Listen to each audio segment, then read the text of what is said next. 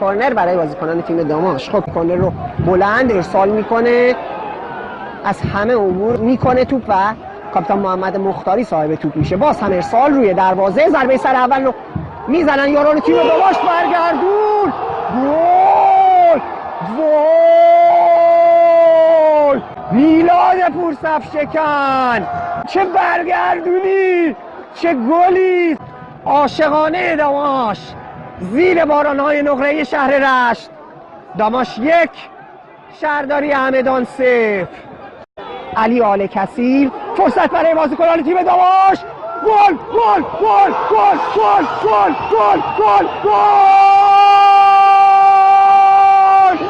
میثم فرزانه، نجاتمون دادی پسر.